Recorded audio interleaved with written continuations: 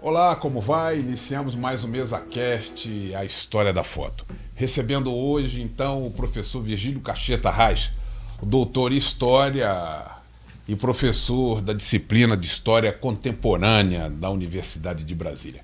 A foto de hoje vai trazer uma figura emblemática na história política brasileira, Getúlio Vargas. A foto é do sergipano Renato Pinheiro. Foi feita no município de Candeias, na Bahia, em 1952.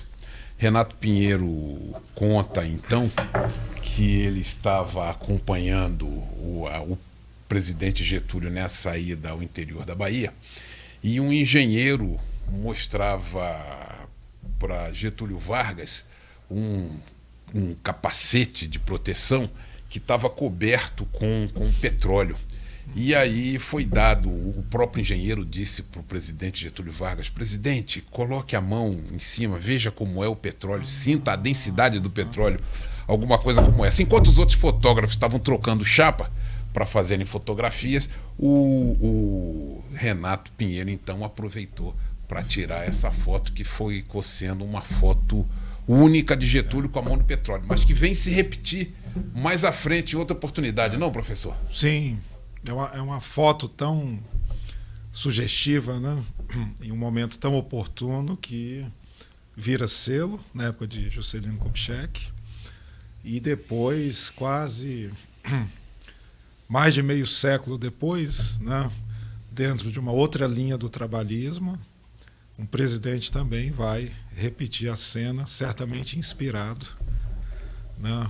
Por essa foto tão sugestiva, né? E a alegria dos presentes em função de uma expectativa finalmente alcançada, que era a extração do petróleo no Brasil, né? Professor, há uma figura nessa foto que aparece ali, quer dizer, a silhueta dela com um chapéu que ele é característico, que é Gregório Fortunato. Me parece que aquela figura ali, então, à direita de Getúlio Vargas, ao fundo, com o chapéu, seria o Anjo Negro, Gregório Fortunato, que acompanha Getúlio Vargas vindo do Rio Grande do Sul como seu segurança particular. Sim.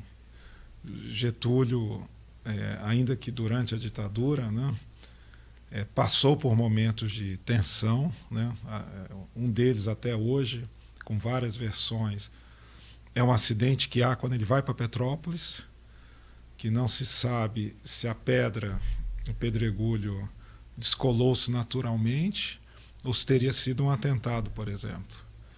Então, Vargas passa a ter uma preocupação maior com a segurança, né? Ainda mais porque depois da Segunda Guerra, né, o número de pessoas, né, habilitadas com manejo de armas amplia-se, né? Foge um pouco daquela questão das Forças Armadas, né? O processo de urbanização vai contribuir para isso, né? E eu diria, né, que Getúlio e Gregório, né, era uma amizade, né, que termina causando de modo involuntário a Vargas um grande problema político, que vai ser o atentado da Rua Toneleiro, né?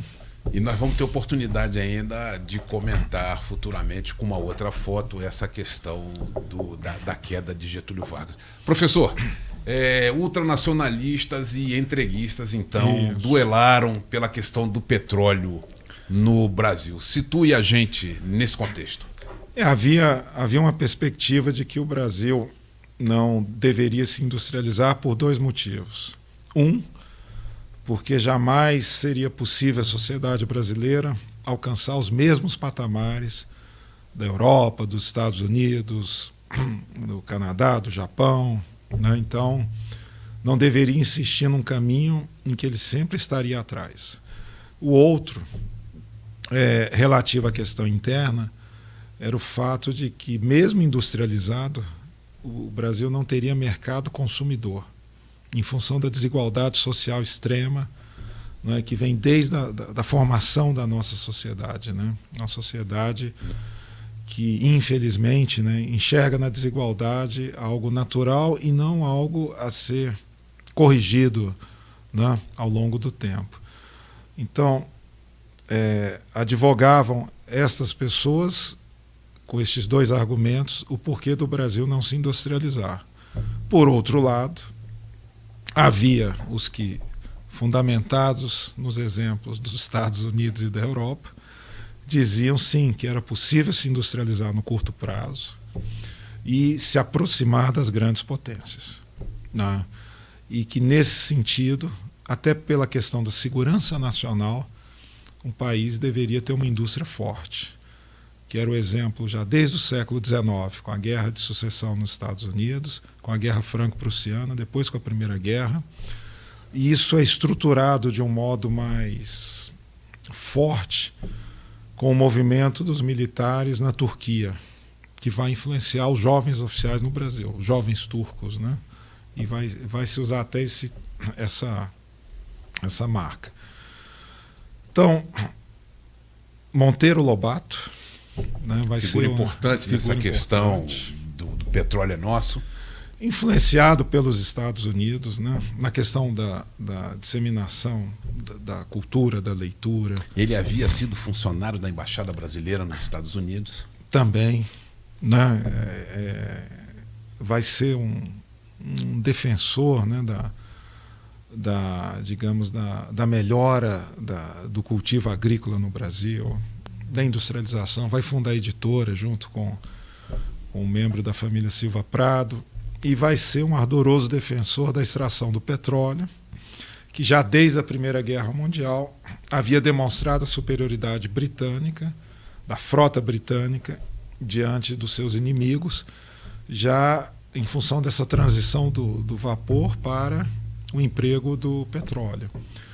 E a pressão, então, em cima de Vargas, né, de que um país tão vasto, um país continental, por que também não teria as reservas, as jazidas de petróleo, ainda que numa escala menor, mas porque se os Estados Unidos tinham, se o Canadá tinha, se o Oriente Médio tinha, se outras regiões do planeta tinham, por que o Brasil não teria?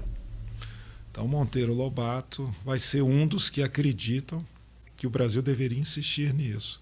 E há um movimento... Mas o Monteiro Lobato, me permita, professor, ele entende que o Brasil deveria permitir a entrada do capital estrangeiro nessa exploração. Sim. Ele se junta aos que passaram a ser chamados de entreguistas. Aí havia essa divisão dos nacionalistas e entreguistas, né? Os entreguistas seriam aqueles, digamos, de uma admiração irrestrita aos Estados Unidos. E aí o senhor tinha Roberto Campos, e aí tinha Eugênio Goudin, Monteiro Lobato. Mas com distinções entre eles, né? Digamos, Goudin, por exemplo, não acreditava na industrialização do Brasil.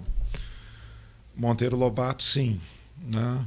O peso, digamos, o fascínio que a sociedade brasileira tinha com os Estados Unidos decorria, digamos, do desenvolvimento econômico, né?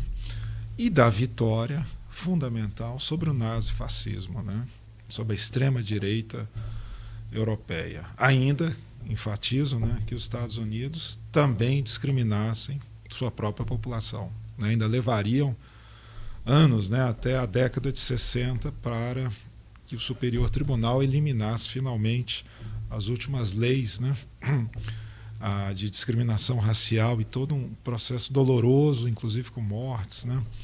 Então, a questão do petróleo no Brasil se torna um elemento chave para impulsionar o desenvolvimento de uma transição que passaria já ao largo digamos, do transporte ferroviário, né? nós tínhamos, em medida menor se comparado ao México, Canadá, Estados Unidos, a Argentina. E já se pensa, então, no transporte rodoviário, já pela influência americana, né? Então o petróleo seria fundamental. Então Vargas, talvez ali num momento de tanta tensão na presidência, encontrou por alguns minutos ou algumas horas, né, um relaxamento, né? E a foto expressa isso, né?